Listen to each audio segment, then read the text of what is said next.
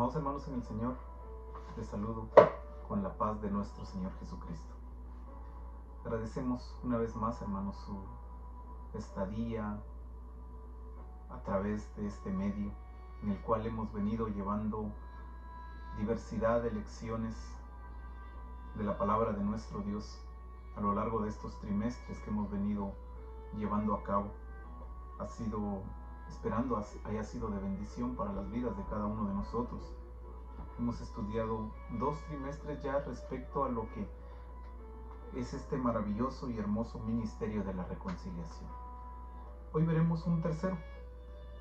Este tercer trimestre dará inicio con un nombre titulado Sacerdotes de Jubileo. Es una nueva escuela en la cual estaremos hablando acerca de nuestro ministerio, de nuestra comisión, de la cual el Señor ha delegado a nosotros como su iglesia. Sean bienvenidos a una nueva lección de nuestra escuela sabática, con la cual estaremos dando introducción a este nuevo trimestre y al mismo tiempo dando la primera lección de la misma. Inicio haciendo un recordatorio de lo que han sido los 2 trimestres pasados. Y en esta serie del Ministerio de la Reconciliación hemos visto el ministerio, el mensaje y ministros de la reconciliación, a los cuales Pablo hace referencia. Corresponden a 3 agentes centrales, los cuales se han abordado en el texto. Estos forman la base de los primeros 3 trimestres, cada uno enfocado un agente y su papel en la reconciliación y en la relación divina de la que todos participan. Vimos en el primer trimestre el primer personaje y el primer agente y su papel en este ministerio. Y fue nuestro Dios. Nuestro Dios el Padre fue el primer agente de este ministerio de la reconciliación, en el cual pudimos evaluar directamente todo el ser de nuestro Dios. Aprendimos de su amor, de su santidad, de su bondad, de su justicia, de su pacto, de sus mandamientos, de su fidelidad, y así sucesivamente cada una de las lecciones de las cuales venimos aprendiendo acerca de lo que es y hace nuestro Dios y Padre. El segundo agente corresponde a el medio que nuestro Dios el Padre llevó a cabo para la reconciliación. Y este es acerca del ser de nuestro Señor Jesucristo.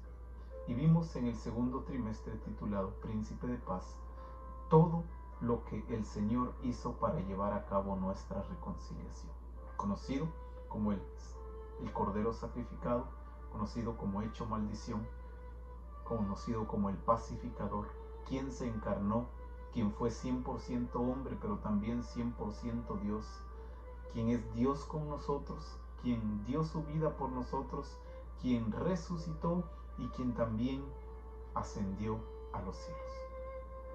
Toda esa obra la cual llevó a cabo nuestra salvación y complementa la reconciliación, la vimos a lo largo del trimestre que acabamos de terminar. Y hoy iniciamos, hermanos, un nuevo trimestre en el cual nos enfocaremos respecto al tercer agente. El tercer agente y también su papel dentro de ese ministerio de la reconciliación. Y el tercer agente es la iglesia. La iglesia es quien forma el tercer agente del ministerio, por ello el título de nuestra escuela, Sacerdotes de Jubileo. Quienes formamos la iglesia de nuestro Dios, somos los que llevamos a cabo el tercer agente del ministerio de la reconciliación. Y nosotros tenemos un papel importante dentro de este ministerio. Dios creó, diseñó y formó el ministerio. Jesucristo es el centro del mensaje, es el medio de la reconciliación. Y nosotros entonces vamos a encajar siendo los portavoces de dicho ministerio, quienes llevarán a cabo este mensaje de salvación a un mundo perdido. Entraremos entonces en materia viendo la lección número 1 titulada La Iglesia en Cristo. Cuando hablamos de la iglesia, hablamos del pueblo o una reunión de personas. Esta reunión de personas tiene un significativo diferente al resto de muchas reuniones, al resto de muchos pueblos, al resto de muchas personas que tienen fines diferentes. Esta iglesia, como la conocemos, o cuerpo de Cristo, o reunión de personas, pueblo, es el significativo que hace la diferencia, es la segunda parte de nuestro título, y es en Cristo. La palabra en es unida a, o adherida a, o formando unidad con, y la última expresión es nuestro Señor Jesucristo. Decimos entonces, mis amados hermanos, que todos aquellos que formamos la iglesia tenemos una característica principal, y es que tenemos una unidad completa con nuestro Señor Jesucristo. De ahí nace la expresión de la lección número 1, la iglesia en Cristo, o el pueblo adherido o unido con el Señor. Para ello, quiero invitarles a que veamos un texto que vamos a tener por base a lo largo de esta lección, y es en la carta que el apóstol Pablo escribe a los Corintios, en su primera carta a los Corintios, y sus versos 1 y 2. Perdón, el capítulo 1 y su verso 2 de la primera carta a los Corintios. Y dice el texto así del capítulo 1 y su verso 2: a la iglesia de Dios que está en Corinto, a los santificados en Cristo Jesús, llamados a ser santos, con todos los que en cualquier lugar invocan el nombre de nuestro Señor Jesucristo, Señor de ellos y nuestro. Aquí está entonces el llamado o la salutación que el apóstol Pablo hace a la iglesia. Pero ¿quiénes forman la iglesia? La iglesia es el pueblo de Dios, el pueblo formado por Dios. Pero hay un significativo, una expresión que va a ser clave en nuestra lección, y es la que continúa diciendo: a los santificados en Cristo Jesús. De ahí entonces vamos a tomar la expresión que a la iglesia de Dios, que son los santificados en Cristo Jesús, la iglesia en Cristo. La razón de ser iglesia, mis amados hermanos, es estar en unidad con Cristo. De lo contrario, no tendríamos parte ni suerte dentro del llamado a ser formado como iglesia de Dios. ¿Cuál es la característica principal y base? Es en Cristo. Estamos unidos en el Señor. Tendremos 4 palabras que serán claves en nuestra lección. La primera es Padre, la segunda es Hijo, la tercera es historia, y la última es reconciliación. Damos entonces entrada con este preámbulo a la meditación de esta lección titulada La Iglesia en Cristo. En la primera lección de esta serie sostuvimos que si existe una palabra clave para asociarla con la reconciliación, pues esa sería relación. Reconciliación entonces es la restauración de las relaciones rotas. Dijimos que estas 2 palabras resumen toda la historia de la Escritura. En el primer trimestre aprendimos acerca de nuestro Padre amoroso, quien es la fuente de toda buena relación. pero también aprendimos acerca de la rebelión del ser humano y el quebrantamiento que los llevó a la ruina en su totalidad. Pero aprendimos acerca de la razón por la cual un ministerio de reconciliación fue necesario y sobre todo cómo de igual manera el Dios de todas las cosas es su autor.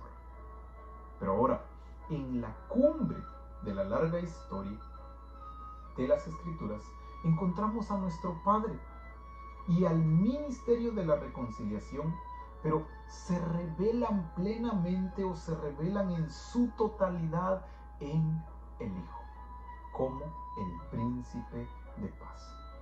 ¿Por qué? Porque Él es ahora demostrado nuestro Salvador, demostrado nuestro Señor, y debido a que en la cruz Él derrotó al pecado y a la muerte, y no solo eso, restauró la vida y la bendición en su resurrección.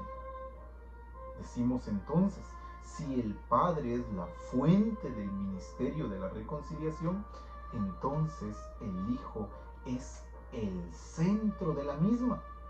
Si Dios es el autor de la reconciliación, entonces Cristo es el mensaje. Con ello, encajamos nuestros 2 trimestres pasados. Si Dios es el autor de la reconciliación, Cristo el Hijo es el mensaje de la misma. Si Dios el Padre es quien diseñó, quien es la fuente de este ministerio, el Hijo es el centro de esta fuente. Y con ello entendimos las primeras 2 partes respecto a el ministerio de la reconciliación. Abordaremos entonces a lo largo de 3 lecciones acerca de la tercera parte, que es la iglesia, la razón o el papel que juega la iglesia dentro de este ministerio. Pero iniciaremos aprendiendo que la iglesia es la que se forma en unidad con el Señor Jesucristo. Veremos 3 respondas y también daremos respuesta a 3 preguntas.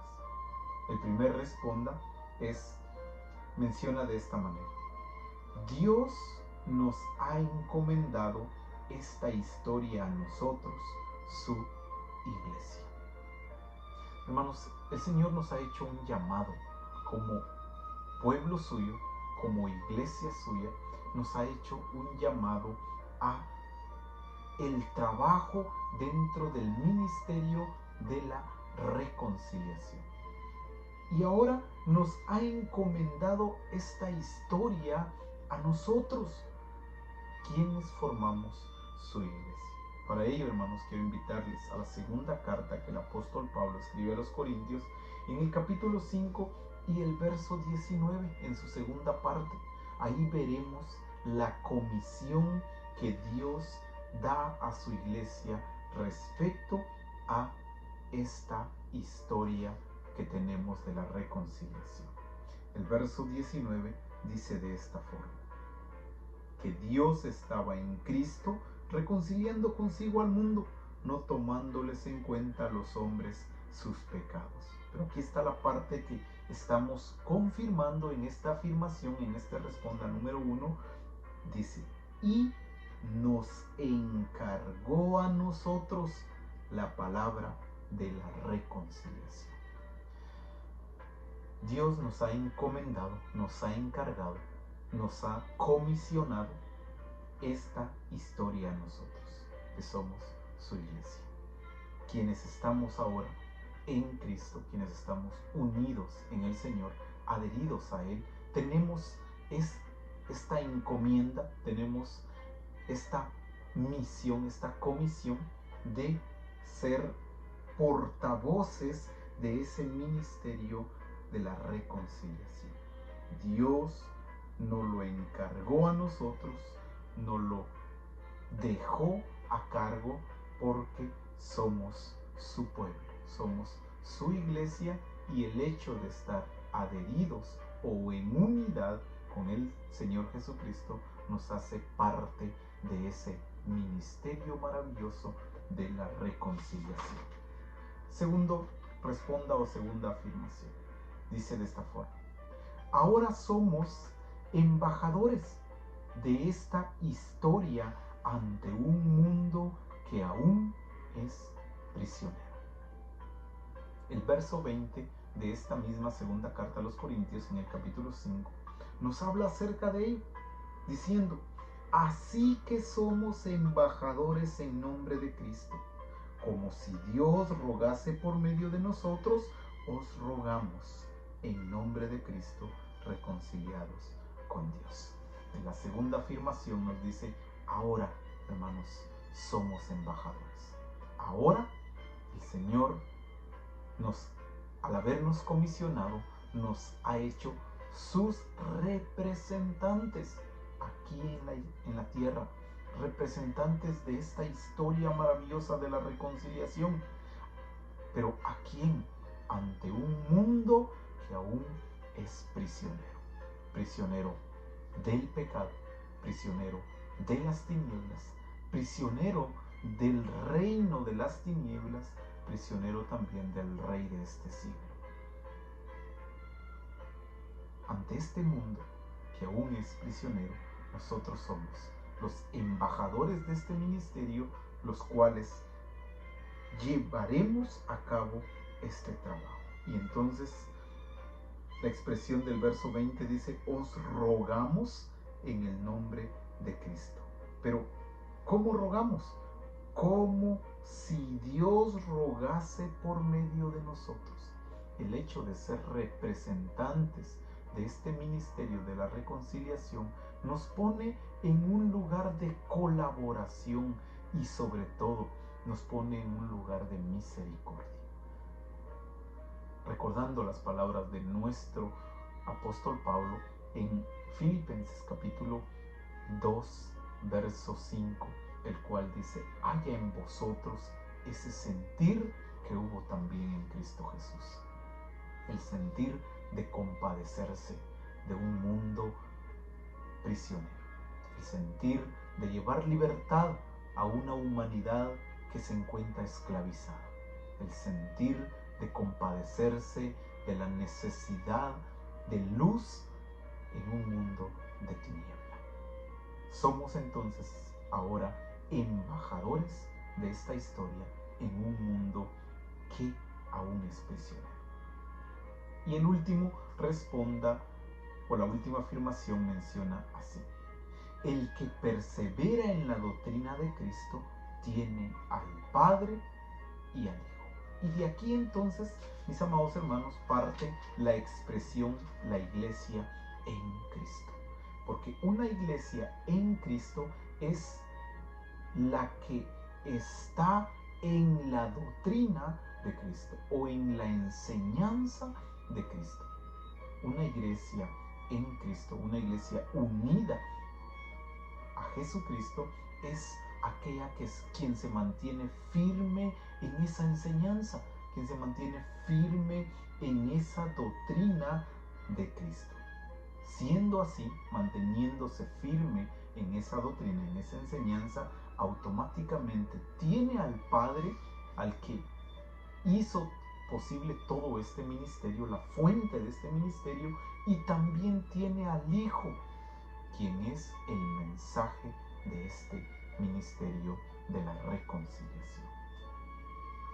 Quiero que demos lectura a la segunda carta que el apóstol Juan escribe.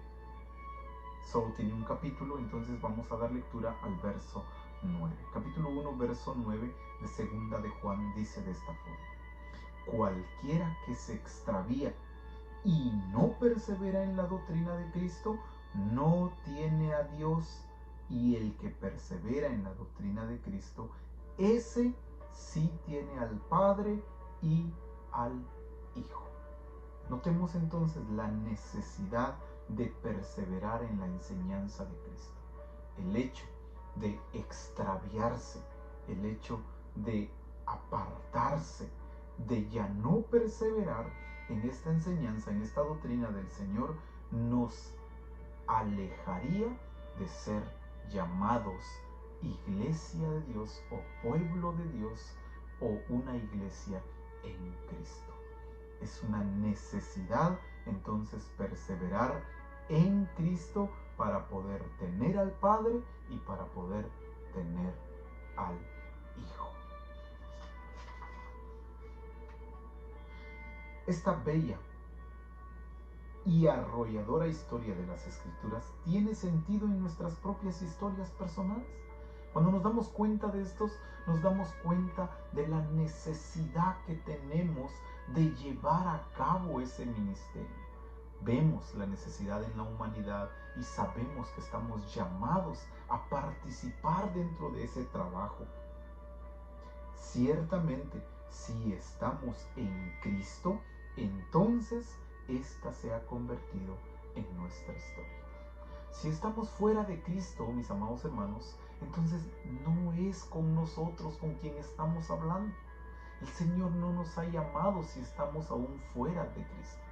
Pero ciertamente, si ya estamos en Cristo, entonces el llamado es para usted y para mí, de llevar a cabo este ministerio, de formar parte activa dentro de este ministerio de la reconciliación. Ahora llegamos a la sorprendente realidad de que Dios nos ha encomendado esta historia a nosotros, su iglesia. Nosotros entonces somos sus ministros. Somos quienes los encargados de ministrar o de llevar este ministerio de la reconciliación. Como si Dios rogase por nosotros, así nosotros como representantes o embajadores de Dios rogamos en el nombre del Señor Jesucristo, reconciliados para con Dios. Daremos respuesta a 3 preguntas. La primera es, ¿qué es lo importante de la frase en Cristo? Según 2 Corintios capítulo 5, verso 17 al 19. El verso 17 al 19 dice así: de modo que si alguno está en Cristo, nueva criatura es. Las cosas viejas pasaron, he aquí todas son hechas nuevas. Y todo esto proviene de Dios, quien nos reconcilió consigo mismo por Cristo y nos dio el ministerio de la reconciliación, que Dios estaba en Cristo reconciliando consigo al mundo, no tomándoles en cuenta a los hombres sus pecados, y nos encargó a nosotros la palabra de la reconciliación. Mis amados hermanos, la pregunta es, ¿qué es lo importante de esta frase en Cristo? Notaremos 2 partes fundamentales. La primera es que fuera de Él no tenemos parte ni suerte en este ministerio. Recordemos las palabras del apóstol Pablo a los Efesios cuando mencionó cómo estábamos alejados del Señor. Pero alejados de Cristo estábamos ajenos a los pactos de la promesa, sin Dios y sin esperanza en el mundo. Pero en Cristo, ahí nace la palabra en Cristo, que es la segunda respuesta que le damos a esta importancia de la frase, que Cristo es la unión entre el hombre y Dios. ¿Qué tan importante es esta frase? Muy, muy importante y fundamental en el hecho de ser llamados iglesia, en el hecho de ser llamados embajadores de Dios. Para poder ser llamados iglesia, nuestra dependencia está en Cristo. En Cristo es la unión, Cristo es la unión entre Dios y el hombre. El apóstol Pablo en estos 2 textos manifiesta puntos claves. La primera aparece en el verso 17. Si alguno está en Cristo, unido a Cristo, tiene una nueva forma de vida. Es una nueva criatura.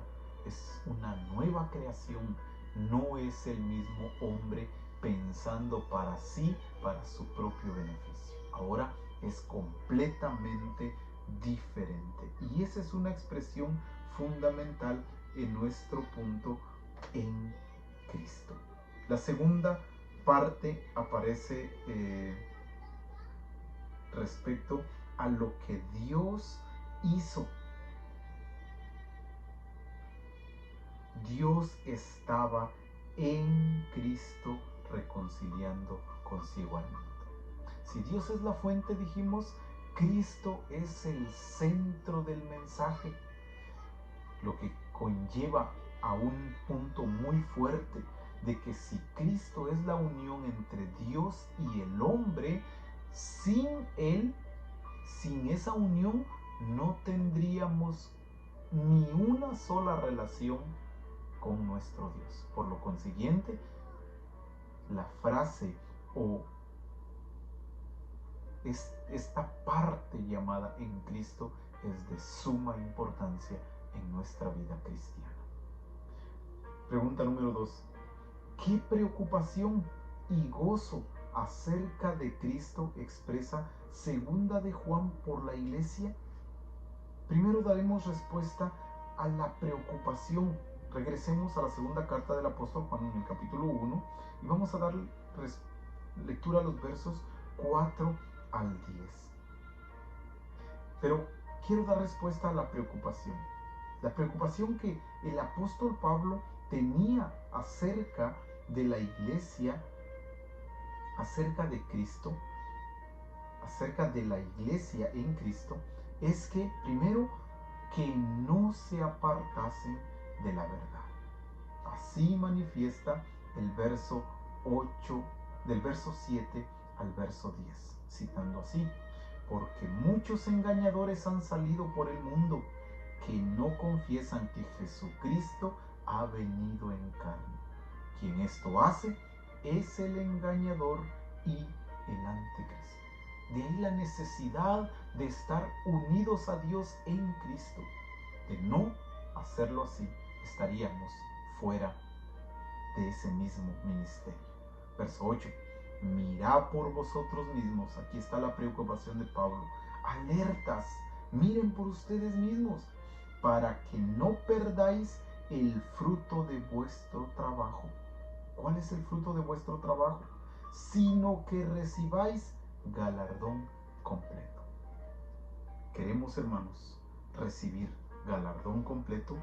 Estemos atentos.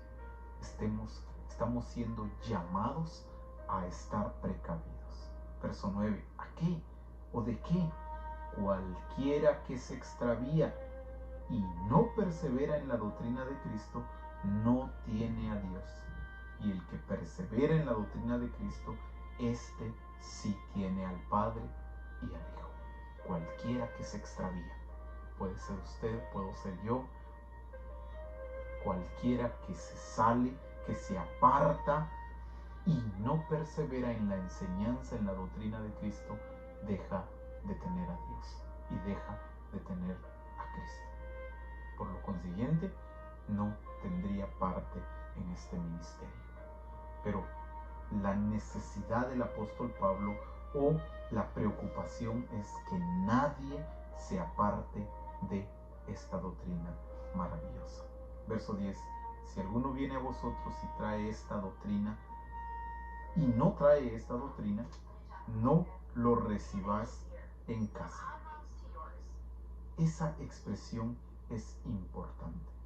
Si no traen esta doctrina, hermanos, no lo recibas en casa. Una preocupación muy severa de parte del apóstol Pablo respecto a este punto. Y la última o la segunda es que la verdad conforme al mandamiento de Dios es que permanezcamos en el amor.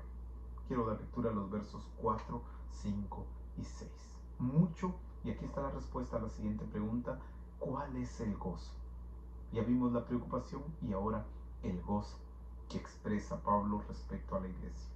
Mucho me regocijé porque he hallado a algunos de tus hijos andando en la verdad conforme al mandamiento que recibieron del Padre.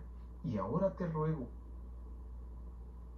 no como escribiéndote un nuevo mandamiento, sino el que hemos tenido desde el principio. ¿Cuál es ese mandamiento?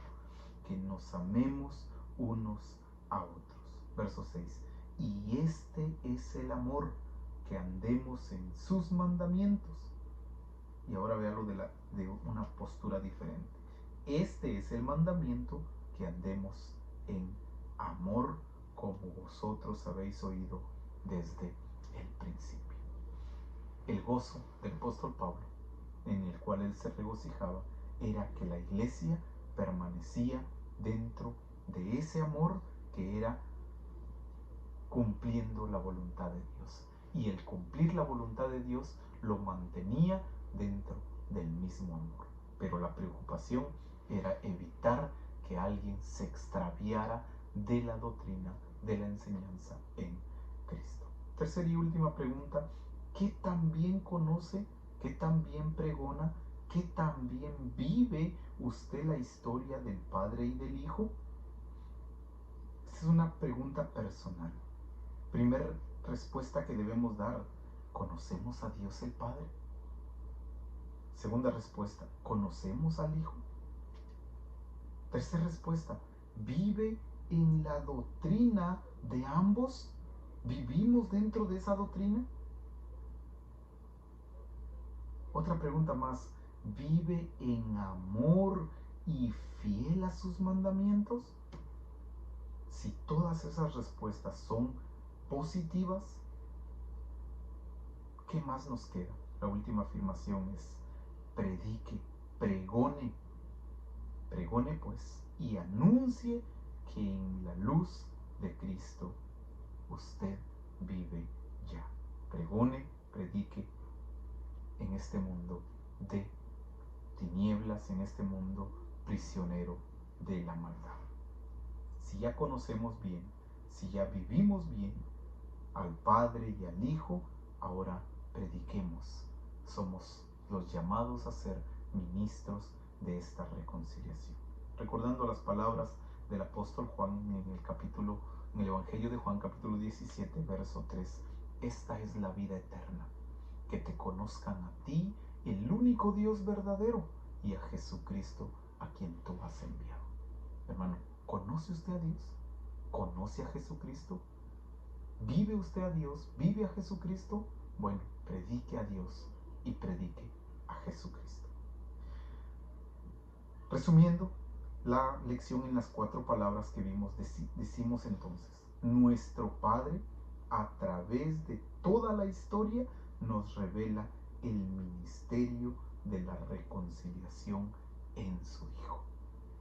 En Jesucristo nos fue revelado este maravilloso ministerio de la reconciliación a través de toda la historia, de parte de nuestro Padre Dios. Agradezcamos pues al Señor por llamarnos a ser su pueblo, y no solo por llamarnos a ser su pueblo, sino por hacernos ministros de esta reconciliación. Esta semana tomemos tiempo, este momento, tomemos siempre tiempo para considerar algunas prácticas que nos puedan ayudar a hacer 3 cosas. Primero, conocer.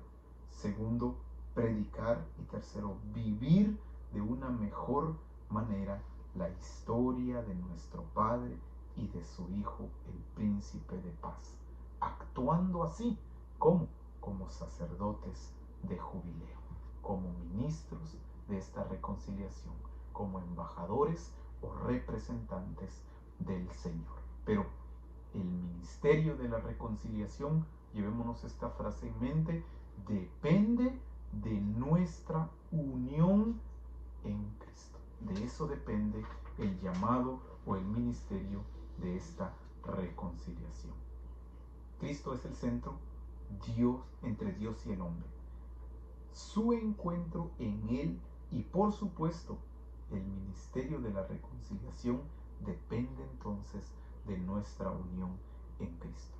Estas lecciones, hermanos, que veremos a lo largo, ya vimos la primera y veremos 12 más, son dedicadas a entender lo que significa ser una iglesia en Cristo.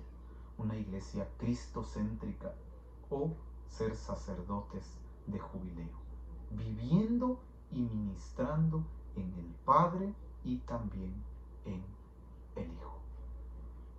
Estamos llamados a ser parte de este maravilloso ministerio. Si usted está en Cristo, participe siendo portavoz de este ministerio.